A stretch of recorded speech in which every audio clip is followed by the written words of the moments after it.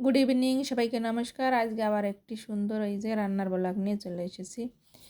তো আসুন দেখতে থাকুন আজকের ব্লগটি, অবশ্যই ভালো লাগবে। ভালো লাগলে লাইক শেয়ার কমেন্ট আর ফলো করতে পেজটি ভুল করবেন না। তো এই যে আজকে নিয়ে নিচ্ছি বেগুন ভাজি করে নিচ্ছি। আজকে যেহেতু মঙ্গলবার, এর সঙ্গে এই যে বেগুন ভাজির জন্য নিয়ে নিচ্ছি বেসন পরিমাণ মতো, আর নিয়ে নিচ্ছি চাল গুঁড়ি, এর সঙ্গে পরিমাণ মতো হলুদ, লবণ, লঙ্কা গুঁড়ি আর পরিমাণ মতো তিল নিয়ে এই যে জল একটু একটু করে দিয়ে অ্যাড করে সুন্দর করে একটা এই যে পেস্ট বানিয়ে নিচ্ছি। তো এই যে এর সঙ্গে দুটো কাঁচা লঙ্কা, এটাকেও আমি এইরকম মশলকে এইরকম এর ভিতর ফুড়িয়ে নিয়ে নিচ্ছি। এই যে দেখুন কি সুন্দর করে ব্যাটারটা বানিয়ে নিয়েছি। তো এই আজকের এই যে মঙ্গলবার স্পেশাল এই বেগুনিটা কিন্তু সকলেরই প্রিয়, ছোট বড় সকলের প্রিয়। দেখুন এর ব্যাটারটা এরকম থিকনেস করে নিয়েছি। এরকম থিকনেসের এই তিলের ব্যাটারটা দিয়ে আমি বেগুন ভাজি করে নেব। আর এর ব্যাটারটা দিয়েই বেগুন ভাজি করলে খেতে অনেক সুস্বাদু হয়।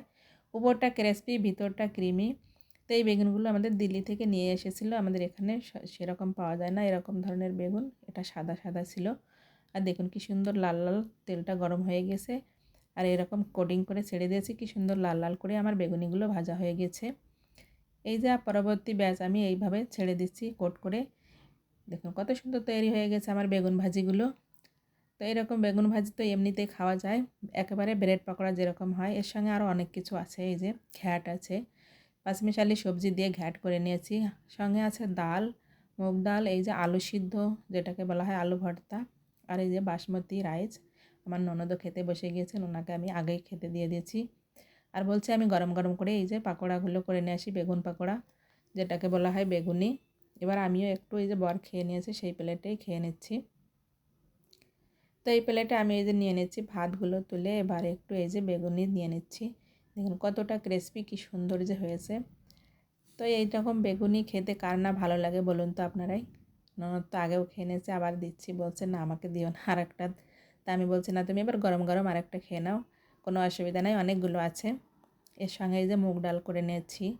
আজকে কিন্তু বেশ কয়েকটা আইটেম আছে। আমার বর তো সে এমনিতেই খেয়ে নিচ্ছে, ভাত দিয়ে খায়নি, এমনি এমনি খেয়ে নিচ্ছে ব্রেড পাকোড়ার মতো করে। তো এই ছিল আজকে আমাদের এক ছোটো একটা ব্লগ ভিডিও। আশা করি সকলের ভালো লাগছে।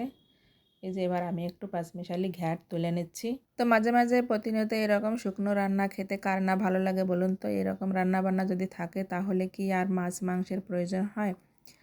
তো এই ছিল আজকে আমার মঙ্গলবারের স্পেশাল রান্নার একটি ছোট ব্লগ। তো এই যে আজকে এরকম রান্নার এই ব্লগটি আশা করি সকলের ভালো লেগেছে। ভালো লাগলে অবশ্যই লাইক শেয়ার কমেন্ট করবে। আর আমার পরবর্তী ভিডিও দেখার অনুরোধ রইল, অবশ্যই দেখবে।